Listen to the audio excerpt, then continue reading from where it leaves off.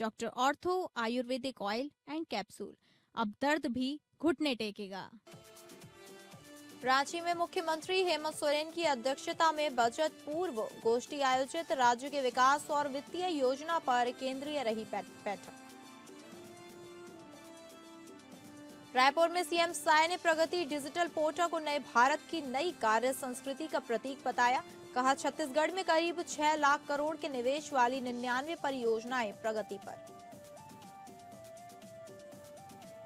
राष्ट्रपिता महात्मा गांधी की पुण्यतिथि पर लखनऊ में सीएम योगी ने दी बापू को दी श्रद्धांजलि, सत्य और अहिंसा के गांधीवादी मूल्यों का किया स्मरण।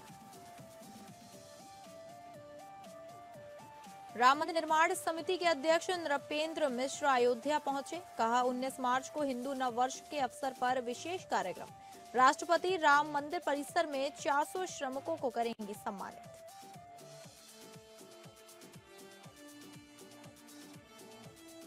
नमस्कार, आप सभी का स्वागत है स्टेट लाइव में और मैं हूं आपके साथ अंकिता सिंह। बुलेटिन की शुरुआत करेंगे झारखंड की खबरों से, जहां रांची स्थित प्रोजेक्ट भवन में मुख्यमंत्री हेमंत सोरेन की अध्यक्षता में 2026 और 27 के बजट पूर्व गोष्ठी का आयोजन किया गया।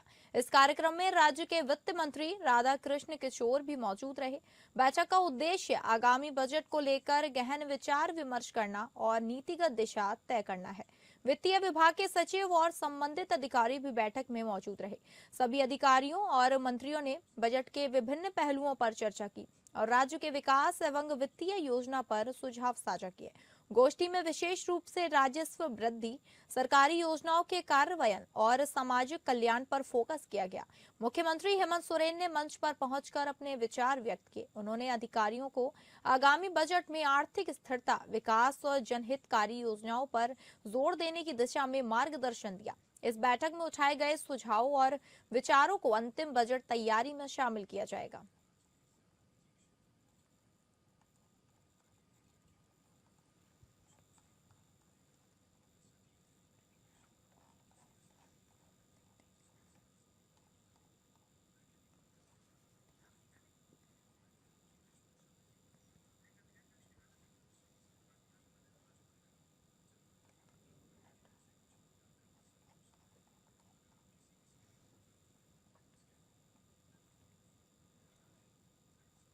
राष्ट्रपिता महात्मा गांधी की पुण्यतिथि पर देश भर में शहादत दिवस मनाया जा रहा है। इस मौके पर रांची के मोरहाबादी मैदान में संरक्षित उनकी प्रतिमा पर माल्यार्पण कर राज्यपाल संतोष गंगवार और मुख्यमंत्री हेमंत सोरेन ने उन्हें नमन किया। तो वहीं इस अवसर पर शास्त्रीय संगीत का कार्यक्रम आयोजित किया गया, जिसमें राज्य के कई मंत्री और नेतागण उपस्थित रहे।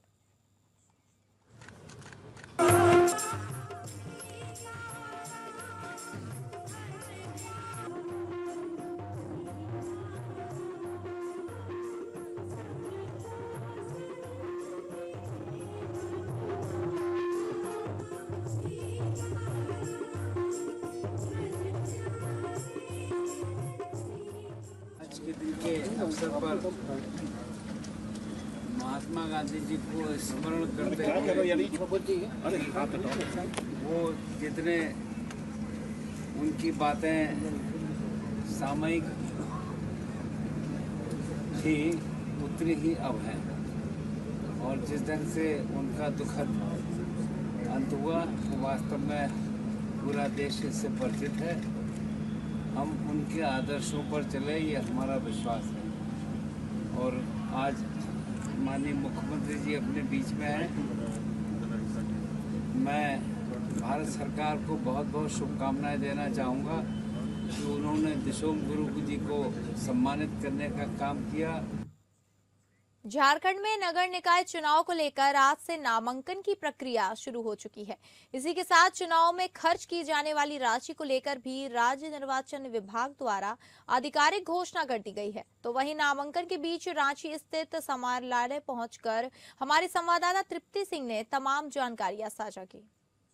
झारखंड में नगर निकाय चुनाव को लेकर सक्रियता काफी बड़े स्तर पर सभी पार्टियों की बढ़ गई है। जैसा कि आपको पता है, चुनाव को लेकर तारीखों की आधिकारिक घोषणा राज्य निर्वाचन पदाधिकारी की तरफ से की गई। इसके बाद आज की तारीख यानी कि 29 जनवरी की तारीख से नामांकन की प्रक्रिया भी शुरू हो चुकी है। आज सुबह 11 बजे से दोपहर 3 बजे तक नामांकन की प्रक्रिया चली और इसी तरीके से आने वाले 4 फरवरी की तारीख तक, 4 फरवरी 2026 तक ये नामांकन की प्रक्रिया चलेगी। फिर 5 तारीख को मतदाता की जो मतदान को लेकर जो मतदान पत्र है उसकी स्क्रूटनी की जाएगी। फिर 6 तारीख को नामांकन वापसी की तारीख की घोषणा की गई है और 7 तारीख को सभी प्रत्याशियों को चुनाव चिन्ह आवंटित किए जाएंगे और 23 फरवरी की तारीख को होना है एक ही चरण में नगर निकाय चुनाव को लेकर मतदान। फिर 27 फरवरी की तारीख को मतगणना की प्रक्रिया पूरी की जाएगी। अब बढ़ते हैं आगे। आज आपको बताना चाहेंगे जिस तरीके से नामांकन की प्रक्रिया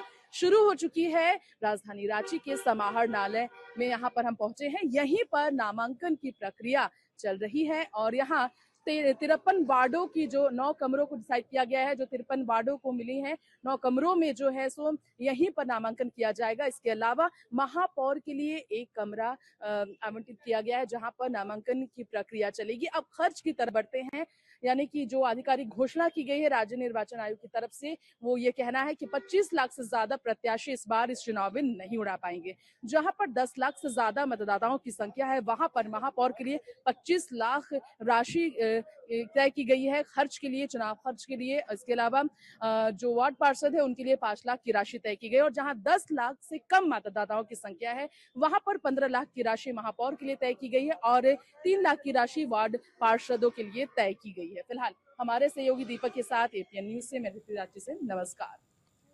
अब रुक करेंगे झारखंड छत्तीसगढ़ की खबरों की, जहां रायपुर में मुख्यमंत्री विष्णुदेव साय ने प्रगति डिजिटल पोर्टल को नए भारत की नई कार्य संस्कृति का प्रतीक बताया है। राजधानी के न्यू सर्किट हाउस में प्रेस वार्ता के दौरान मुख्यमंत्री ने कहा कि प्रधानमंत्री नरेंद्र मोदी के नेतृत्व में देश सुशासन की दिशा में तेजी से आगे बढ़ रहा है और प्रगति प्लेटफॉर्म इस बदलाव का सशक्त उदाहरण है। उन्होंने कहा कि यह प्लेटफॉर्म कथनी और करनी में समानता, पारदर्शिता और जवाबदेही को मजबूत करता है तथा मिनिमम गवर्नेंट मैक्सिमम गवर्नेंस की अवधारणा को साकार कर रहा है। मुख्यमंत्री ने बताया कि प्रगति पोर्टल के माध्यम से अब तक देश भर में 85 लाख करोड़ रुपए की लागत वाली 3,300 से अधिक परियोजनाओं को गति मिली है। प्रधानमंत्री स्वयं मुख्य सचिवों और केंद्रीय सचिवों के साथ 50 से अधिक उच्च स्तरीय समीक्षा बैठक कर चुके हैं, जिससे लंबित परियोजनाओं और जन समस्याओं का समयबद्ध समाधान संभव हुआ। इनके जरिए एक देश एक राशन कार्ड, पीएम आवास, आयुष्मान भारत, स्वच्छ भारत समेत 61 योजनाओं के क्रियान्वयन में उल्लेखनीय सुधार हुआ है। मुख्यमंत्री साय ने कहा कि छत्तीसगढ़ में भी प्रगति पोर्टल का प्रभावी उपयोग किया जा रहा है। राज्य में 99 राष्ट्रीय अवसंरचना परियोजनाएं संचालित है, जिनमें 6.11 लाख करोड़ रुपए का निवेश हो रहा है। छत्तीसगढ़ से जुड़े 200 मामलों में से 183 का समाधान किया जा चुका है, जिससे 91% से अधिक समाधान दर हासिल हुई है। उन्होंने कहा कि Bhilai steel plant, Lara super thermal power और सड़क रेल परियोजनाओं को प्रगति से नई रफ्तार मिली है, जिससे विकास और रोजगार के नए अवसर सृजित हुए हैं। ध्यान नहीं जाता था और लेट लतीफी के कारण समय पर जनता को उसका लाभ भी नहीं मिलता था और उसके लागत में भी बढ़ोतरी हो जाती थी और कई तरह से गड़बड़ी भी होता था। लेकिन माननीय प्रधानमंत्री जी ने ये प्रगति डिजिटल प्लेटफॉर्म लाकर उसका सारा समाधान किया है और इसमें वो स्वयं जुड़ते हैं और भारत सरकार के हमारे सेक्रेटरीज और प्रदेश सरकार के भी चीफ सेक्रेटरी वगैरह से सबसे सीधे वो संवाद करते हैं और जो भी विकास के काम होते हैं जिसमें कई तरह की रुकावट होती है, कहीं पर जमीन को लेकर। मुंगेली में आज माइंस आई इंटरनेशनल स्कूल के वार्षिकोत्सव कार्यक्रम में उप मुख्यमंत्री अरुण साव मुख्य अतिथि के रूप में शामिल हुए। कार्यक्रम में विद्यार्थियों की शानदार प्रतिमा और रंगारंग सांस्कृतिक प्रस्तुतियों ने सभी का मन मोह लिया। नृत्य, संगीत और नाट्य प्रस्तुतियों के जरिए बच्चों ने अपनी कला का प्रभावशाली प्रदर्शन किया। कार्यक्रम को संबोधित करते हुए उप मुख्यमंत्री अरुण साव ने विद्यार्थियों का उत्साहवर्धन किया और कहा कि जीवन में असफलता से घबराने की जरूरत नहीं है। असफलता हमें बेहतर करने की सीख देती है। और आगे बढ़ने का रास्ता दिखाती है। उन्होंने कहा कि हर चुनौती को अवसर समझकर स्वीकार करना चाहिए। उप मुख्यमंत्री ने विद्यार्थियों से आत्मविश्वास और सकारात्मक सोच के साथ आगे बढ़ने का आह्वान किया। उन्होंने कहा कि जो व्यक्ति उत्साह और लगन के साथ प्रयास करता है वही जीवन में सफलता प्राप्त करता है। कार्यक्रम के अंत में विद्यालय प्रबंधन और शिक्षकों की सराहना की गई।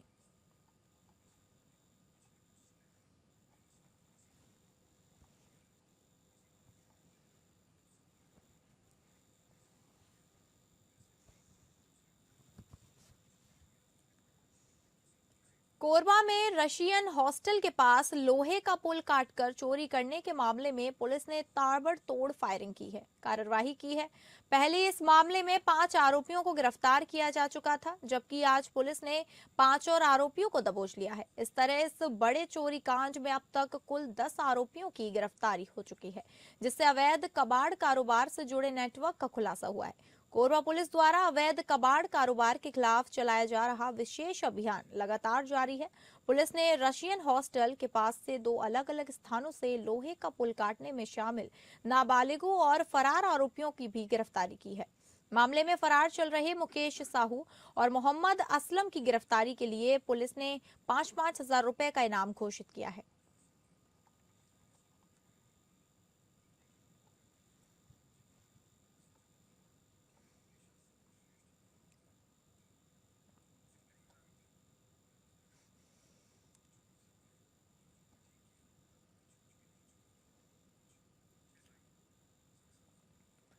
कलेक्ट्रेट परिसर के पास स्थित बेशकीमती शासकीय भूमि खसरा नंबर 1311 को कब्जा मुक्त कराने की मांग अब जन आंदोलन का रूप ले चुकी है।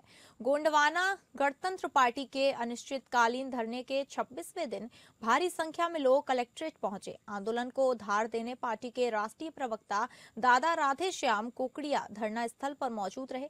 प्रदर्शनकारियों ने प्रशासन के खिलाफ नारेबाजी की और एडिशनल कलेक्टर को ज्ञापन सौंपकर दोषियों पर एफआईआर दर्ज की मांग की। धरना स्थल पर कोकड़िया ने प्रशासन की कार्यप्रणाली पर तीखा हमला बोला। उन्होंने कहा कि शासकीय जमीन की रक्षा करने वाले ही आज उसके भक्षक बने हुए हैं। कोकड़िया ने आरोप लगाया कि एक पटवारी को निलंबित कर प्रशासन मामले को दबाने की कोशिश कर रहा है।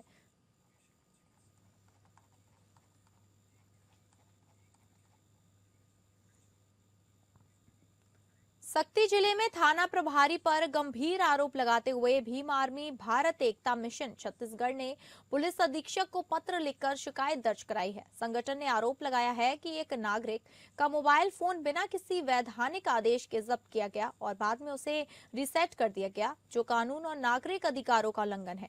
इस मामले को लेकर जिले में प्रशासनिक हलचल तेज हो गई है। भीम आर्मी भारत एकता मिशन के जिला प्रभारी छगपाल आजाद ने बताया कि 28 जनवरी 2026 को एक सामाजिक कार्यक्रम के दौरान नागरिक पूर्णिमा यादव का मोबाइल फोन थाना प्रभारी सक्ती लखन लाल पटेल द्वारा जब्त कराया गया।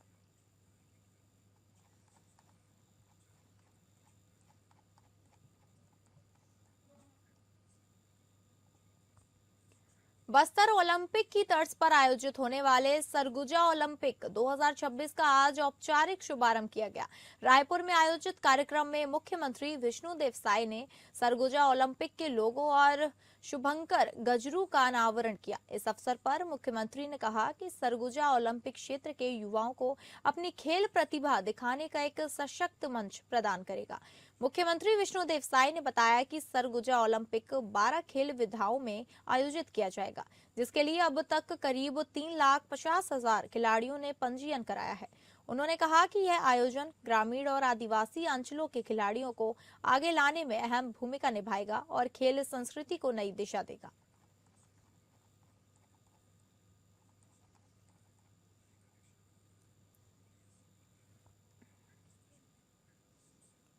अब रुक करेंगे मध्य प्रदेश की खबरों की, जहां नर्मदापुरम पुलिस ने सड़क दुर्घटनाओं में मृत्यु दर कम करने और घायलों को तुरंत मदद पहुंचाने के लिए एक नई पहल शुरू की है। जिले में आम नागरिकों, दुकानदारों और व्यवसायियों को सीपीआर और प्राथमिक उपचार का प्रशिक्षण दिया जा रहा है, ताकि दुर्घटना के तुरंत बाद पीड़ितों की जान बचाई जा सके। पुलिस अधीक्षक साई कृष्ण एस थोटा के निर्देश पर यह ट्रेनिंग दुर्घटना बहुल क्षेत्रों में आयोजित की जा रही है।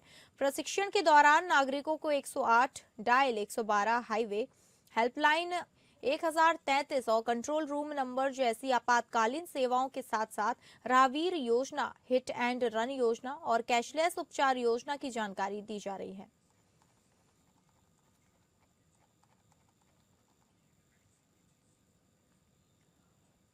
नर्मदापुरम में आज सवर्ण समाज के लोगों ने यूजीसी के नए नियमों के विरोध में बड़ा प्रदर्शन किया।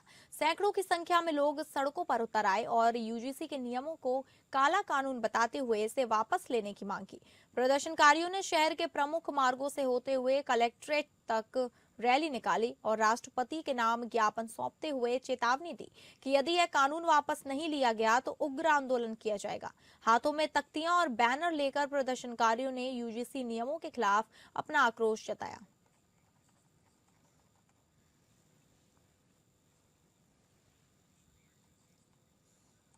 खबरों के सिलसिले में आगे बढ़ेंगे और बात करेंगे पंजाब की खबरों की, जहां अमृतसर रूरल पुलिस ने राजा सांसी विधानसभा क्षेत्र के ओथियन गांव से अब तक की सबसे बड़ी ड्रग और हथियारों की खेप बरामद की है। देर रात कार्यवाही में पुलिस ने लगभग 43 किलो हेरोइन, चीन में बने 4 हैंड ग्रेडेड P86, एक विदेशी पिस्तल और 46 जिंदा कारतूस बरामद किए, जिनकी अंतर्राष्ट्रीय बाजार में कीमत 200 करोड़ रुपए से अधिक बताई जा रही है। यह खेप पाकिस्तान से ड्रोन के जरिए काले पैकेट में भेजी गई थी। सूत्रों के अनुसार 2 युवक मोटरसाइकिल पर यह खेप ले जा रहे थे, लेकिन गांव में बन रही सड़क के कारण ग्रामीणों ने उन्हें रोकने की कोशिश की। इसके बाद दोनों युवक मोटरसाइकिल छोड़कर फरार हो गए। विलेज डिफेंस कमेटी राजा सांसी की सूचना पर अमृतसर रूरल पुलिस की टीमें तुरंत मौके पर पहुंची और यह बड़ी सफलता हासिल की। पुलिस ने बताया कि यह operation SSP Amritsar rural Shri Sohail Mir IPS के नेतृत्व में एसपी डी के सुपरविजन में डीएसपी नीरज और इंस्पेक्टर हरसिमरत कौर के मार्गदर्शन में किया गया। अधिकारियों का कहना है कि यह कंसाइनमेंट पाकिस्तान की आईएसआई द्वारा प्रायोजित नार्को टेररिज्म से जुड़ा है। फरार युवकों की तलाश के लिए टीमें सक्रिय हैं और जल्द ही उनकी गिरफ्तारी की उम्मीद जताई जा रही है।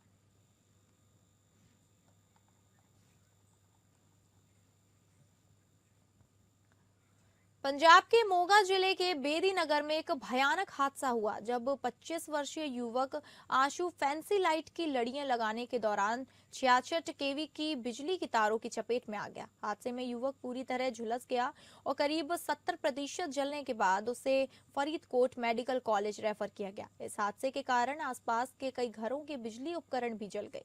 मौके पर फायर ब्रिगेड की टीम ने समय रहते पहुंचकर बचाव कार्य किया और युवक को सुरक्षित नीचे उतारा। फायर ब्रिगेड कर्मचारी लगातार बताया कि तत्काल कार्यवाही के कारण बड़ा हादसा टला। हालांकि स्थानीय लोग बिजली विभाग की लापरवाही और सुरक्षा उपायों के अभाव पर गंभीर चिंता जता रहे हैं।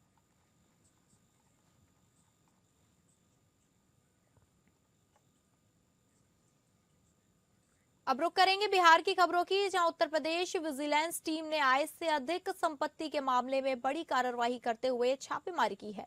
यह रेड यूपी के मऊ जिले में खाद्य आपूर्ति विभाग में लिपिक पद पर तैनात गगन सिंह से जुड़े ठिकानों पर की गई है। विजिलेंस टीम ने भागलपुर के तिलक मांझी थाना क्षेत्र स्थित न्यू विक्रमशिला कॉलोनी के सत्यम अपार्टमेंट में दबिश दी, जहां गगन सिंह की पत्नी नीतू सिंह के नाम से फ्लैट आवंटित बताया जा रहा था। छापेमारी के दौरान विजिलेंस टीम ने कई अहम दस्तावेजों और कागजातों की गहन जांच की। आरोप है कि गगन सिंह ने अपनी ज्ञात आय से करीब 300% अधिक संपत्ति अर्जित की है। इस मामले में उत्तर प्रदेश शासन के संज्ञान लेने के बाद जांच शुरू की गई थी, जिसके तहत न्यायालय से संपत्ति सर्च का आदेश प्राप्त हुआ।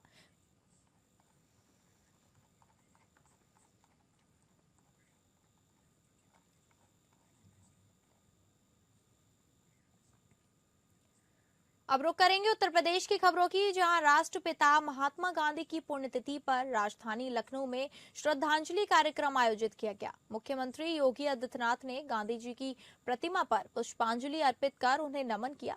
सीएम योगी प्रतिमा के पास बैठकर भजन रघुपति राघव राजा राम का मनन करते नजर आए। कार्यक्रम के दौरान सत्य और अहिंसा के गांधीवादी मूल्यों को स्मरण किया गया। इस मौके पर डिप्टी सीएम ब्रजेश पाठक भी मौजूद रहे। लखनऊ की मेयर सुषमा करकवाल ने भी श्रद्धांजलि अर्पित की। कई अन्य जनप्रतिनिधियों और अधिकारियों की उपस्थिति में कार्यक्रम शांतिपूर्ण ढंग से संपन्न हुआ।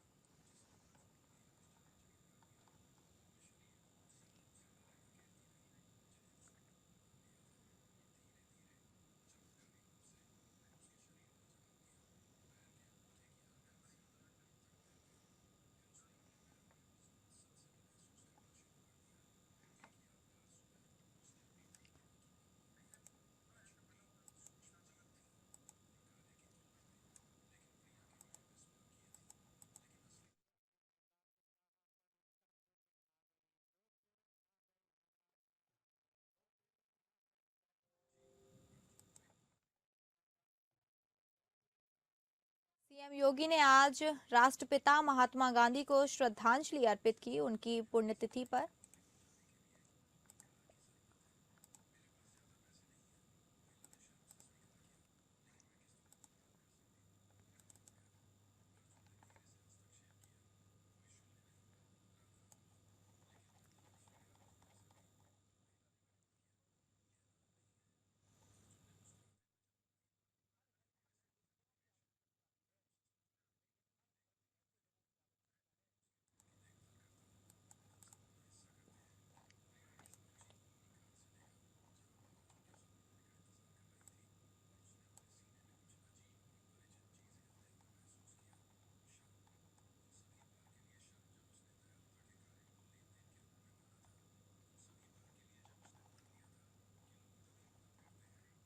राष्ट्रपति मंदिर राम मंदिर परिसर में 400 श्रमिकों को सम्मानित करेगी। अयोध्या में राम मंदिर निर्माण को लेकर एक महत्वपूर्ण अपडेट सामने आया है। राम मंदिर निर्माण समिति के अध्यक्ष नृपेंद्र मिश्र ने अयोध्या पहुंचकर बताया कि 19 मार्च को राष्ट्रपति अयोध्या दौरे पर आएंगी और राम मंदिर परिसर में 400 श्रमिकों को सम्मानित करेंगी। इस दौरान हिंदू नव वर्ष के अवसर पर एक विशेष कार्यक्रम का आयोजन किया जाएगा। नृपेंद्र मिश्र ने बताया कि केंद्रीय संस्कृति विश्वविद्यालय दिल्ली ने 400 वर्ष पुरानी वाल्मीकि रामायण राम मंदिर ट्रस्ट को सौंपी है।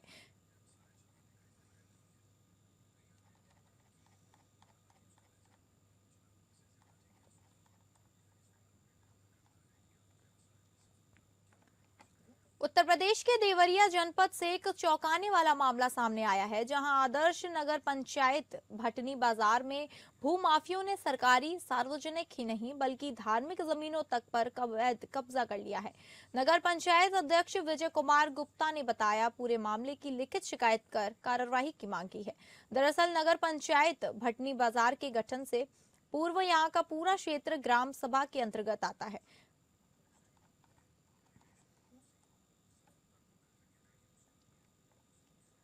कानपुर में एक 23 वर्षीय युवक रोहित उर्फ दीपक सिंह ने आत्महत्या कर ली है। मरने से पहले उसने एक वीडियो बनाया जिसमें उसने जबरन धर्म परिवर्तन कराने का आरोप लगाया। रोहित के परिवार का आरोप है कि लखनऊ से लौटने के बाद से वह परेशान था, जब ट्रेन में 4 लोगों ने उस पर धर्म परिवर्तन का दबाव बनाया था।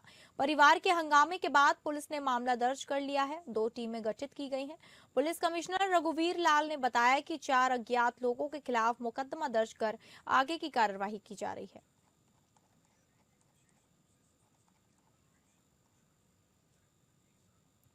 उत्तर प्रदेश के महोबा में एक जेल में बंद महिला ने अस्पताल में एक स्वस्थ बच्ची को जन्म दिया। महिला और उसके पति हत्या के मामले में जेल में बंद थे।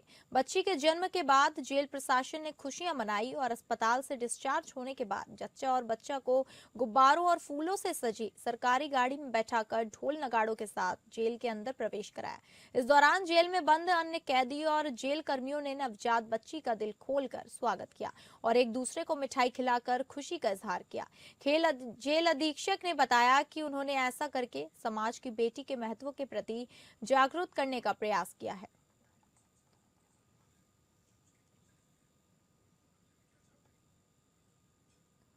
तो फिलहाल स्टेट लाइव में बस इतना ही। नमस्कार।